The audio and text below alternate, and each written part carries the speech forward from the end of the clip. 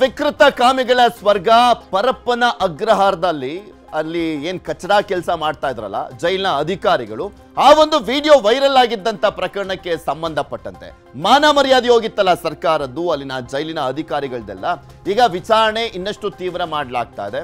ಇಲ್ಲಿ ಯಾರು ವೈರಲ್ ಮಾಡಿದ್ರು ಅನ್ನುವಂಥದ್ರ ಬಗ್ಗೆ ವಿಚಾರಣೆ, ಅಲ್ಲಿ ಯಾರ್ಯಾರೆಲ್ಲ ಈ ಅಕ್ರಮದಲ್ಲಿ ಅನಾಚಾರದಲ್ಲಿ ಭಾಗಿಯಾಗಿದ್ರಲ್ಲ ಅವ್ರದ್ದು ವಿಚಾರಣೆ ಆಗ್ತಾ ಇಲ್ಲ. ಈ ವಿಡಿಯೋ ವೈರಲ್ ಆದಂತವ್ರ ಬಗ್ಗೆ ವಿಚಾರಣೆಯನ್ನ ಮಾಡಲಾಗ್ತಾ ಇದೆ. ಜೈಲಿನಲ್ಲಿ ಕೈದಿಗಳಿಗೆ ರಾಜಾತಿಥ್ಯ ವಿಡಿಯೋ ವೈರಲ್ ಕೇಸ್ಗೆ ಸಂಬಂಧಪಟ್ಟಂತೆ ತನಿಖೆ ವೇಳೆ ನಟ ದರ್ಶನ್ ಪತ್ನಿಯ ಹೆಸರು ಬರ್ತಾ ಇರುವಂತದ್ದು, ವಿಜಯಲಕ್ಷ್ಮಿ ಹೆಸರು ಬಾಯ್ಬಿಟ್ಟಿದ್ದಾರೆ ನಟ ಧನ್ವೀರ್ ಅವರು. ಇದೇನು ಮಹಾಪರಾಧ ಅಂತೂ ಅಲ್ವೇ ಅಲ್ಲ. ಯಾಕೆಂದ್ರೆ ಇವ್ರು ಮೂರು ಬಿಟ್ಟು ಅಲ್ಲಿ ಮಾರ್ಕೊಂಡ್ಬಿಟ್ಟಿದ್ರು ಜೈಲಿನ ಅಧಿಕಾರಿಗಳು.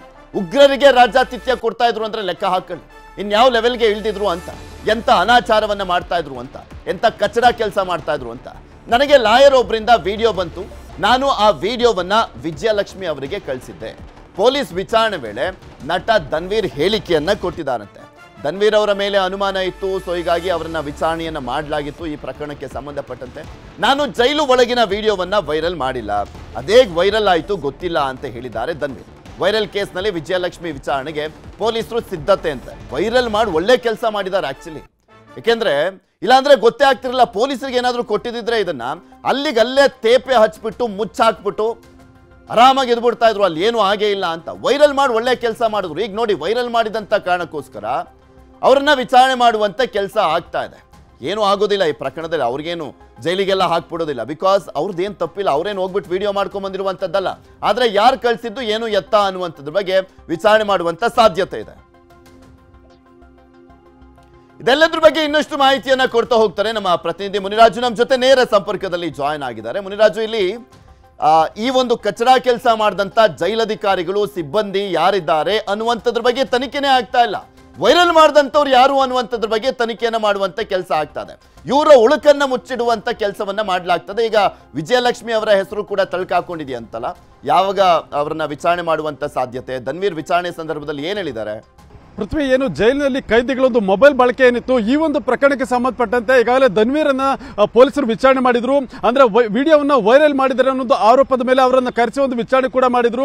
ಆದ್ರೆ ಈ ಒಂದು ಸಂದರ್ಭದಲ್ಲಿ ವಿಡಿಯೋವನ್ನ ವಿಜಯಲಕ್ಷ್ಮಿ ಅವ್ರಿಗೂ ಕೂಡ ಕಳಿಸ್ಕೊಟ್ಟಿದ್ದಾರೆ ಅಂತೇಳಿ ಈಗ ಅವರ ಹೆಸರು ಕೂಡ ಈಗ ಬೆಳಕಿಗೆ ಬರ್ತಾ ಇದೆ. ವಿಚಾರಣೆ ಸಂದರ್ಭದಲ್ಲಿ ಖುದ್ದು ಧನ್ವೀರ್ ಅವರೇ ಈ ಒಂದು ಹೆಸರನ್ನ ಉಲ್ಲೇಖ ಮಾಡಿದ್ದಾರೆ ಅಂತೇಳಿ ಈಗ ಅವರ ಹೆಸರು ಕೂಡ ಈಗ ಬೆಳಕಿಗೆ ಬರ್ತಾ ಇರೋದು. ಆದ್ರಿಂದ ಪೊಲೀಸರು ಕೂಡ ಅವರನ್ನ ವಿಚಾರಣೆ ಮಾಡಬೇಕಾ ಬೇಡವಾ ಅನ್ನುವಂತ ಗೊಂದಲದಲ್ಲಿ ಈಗ ಇರುವಂತದ್ದು. ಅದ್ರ ಬಗ್ಗೆ ಈಗ ಹಿರಿಯ ಅಧಿಕಾರಿಗಳ ಒಂದು ಗಮನಕ್ಕೂ ಕೂಡ ತಂದಿದ್ದಾರೆ.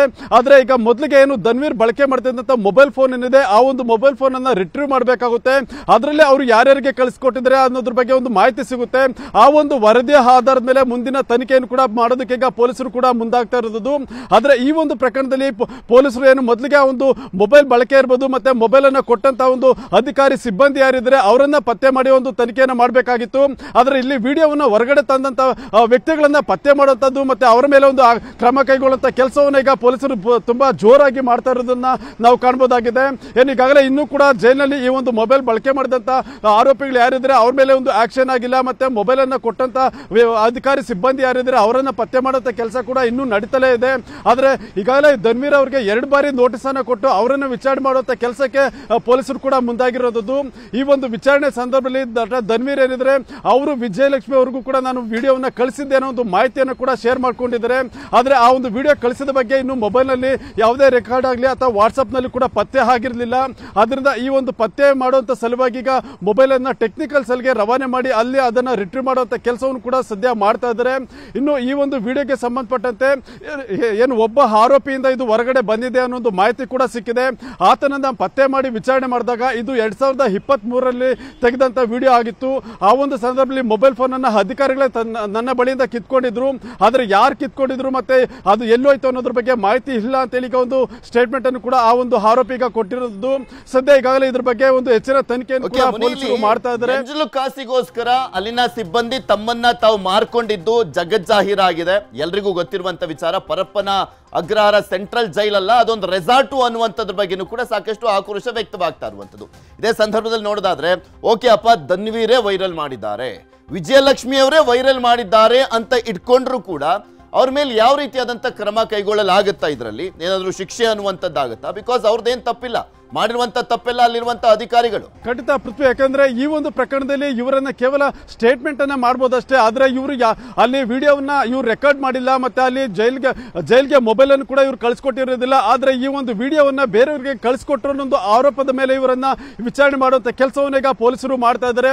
ಅದೇ ವಿಚಾರವಾಗಿ ಈಗ ಧನ್ವೀರ್ ಅವರನ್ನು ಕೂಡ ಕರೆಸಿ ಒಂದು ಸ್ಟೇಟ್ಮೆಂಟ್ ಅನ್ನ ಮಾಡ್ಕೊಂಡಿರೋದು ಇವರೇ ವೈರಲ್ ಮಾಡಿದರೆ, ಮತ್ತೆ ಇವರ ಒಂದು ಕುಮ್ಮಕ್ಕಿನಿಂದಲೇ ಇದು ಬೆಳಕಿಗೆ ಬಂದಿರಬಹುದು ಅನ್ನೋ ಒಂದು ಶಂಕೆ ಮೇರೆಗೆ ಈಗ ಪೊಲೀಸರು ಅವರನ್ನ ಕರೆಸಿ ಒಂದು ವಿಚಾರಣೆ ಕೂಡ ಮಾಡ್ತಾ ಇದ್ದಾರೆ. ಆದ್ರೆ ಈಗ ವಿಜಯಲಕ್ಷ್ಮಿ ಅವರ ಹೆಸರು ಕೂಡ ಬೆಳಕಿಗೆ ಬರ್ತಾ ಇರೋದ್ರಿಂದ ಅವರನ್ನ ವಿಚಾರಣೆಗೆ ಒಳಪಡಿಸಬೇಕಾ ಬೇಡವಾ ಅನ್ನೋ ಒಂದು ಗೊಂದಲ ಈಗ ಅಧಿಕಾರಿಗಳಲ್ಲಿ ಕೂಡ ಮನೆ ಮಾಡಿರೋದು. ಆದ್ರೆ ಯಾಕಂದ್ರೆ ಅವರು ಇದರಲ್ಲಿ ನೇರವಾಗಿ ಎಲ್ಲೂ ಕೂಡ ಭಾಗಿಯಾಗಿಲ್ಲ, ಮತ್ತೆ ಅವ್ರ ಮೇಲೆ ಯಾವುದೇ ರೀತಿಯ ಒಂದು ಆರೋಪಗಳು ಕೂಡ ಇಲ್ಲ. ಆದ್ರೆ ವಿಡಿಯೋವನ್ನ ಧನ್ವೀರ್ ಅವರು ಅವ್ರಿಗೆ ಕಳಿಸ್ಕೊಟ್ಟಿದ್ರು ಅನ್ನೋ ಒಂದು ವಿಚಾರ ಈಗ ಇಲ್ಲಿ ಬೆಳಕಿಗೆ ಬರ್ತಾ ಇರೋದ್ರಿಂದ ಅವರನ್ನು ಕೂಡ ತನಿಖೆಗೆ ಒಳಪಡಿಸಬೇಕಾ ಅನ್ನೋ ಒಂದು ಚಿಂತನೆ ಈಗ ಪೊಲೀಸ್ ಅಧಿಕಾರಿಗಳಲ್ಲಿ ಮೂಡ್ತಾ ಇದೆ. ಆದ್ರೆ ಹಿರಿಯ ಅಧಿಕಾರಿಗಳಿಂದ ಇದಕ್ಕೆ ಯಾವುದೇ ರೀತಿಯ ಒಂದು ಗ್ರೀನ್ ಸಿಗ್ನಲ್ ಇನ್ನೂ ಕೂಡ ಸಿಕ್ಕಿಲ್ಲ. ಅದರಿಂದ ಅವರ ಒಂದು ಮುಂದಿನ ಸೂಚನೆ ಏನಿದೆ ಅದರ ಮೇಲೆ ಒಂದು ಆಕ್ಷನ್ ಅನ್ನ ತೆಗೆದುಕೊಳ್ಳೋದಕ್ಕೆ ಈಗ ತನಿಖಾಧಿಕಾರಿಗಳು ಮುಂದಾಗ್ತಾ ಇದ್ದಾರೆ. ಪೃಥ್ವಿ, ನೋಡೋಣ ಏನೇನಾಗುತ್ತೆ ಅಂತ. ಧನ್ಯವಾದ ಮುನಿರಾಜು ನಿಮ್ಮೆಲ್ಲ ಮಾಹಿತಿಗೆ.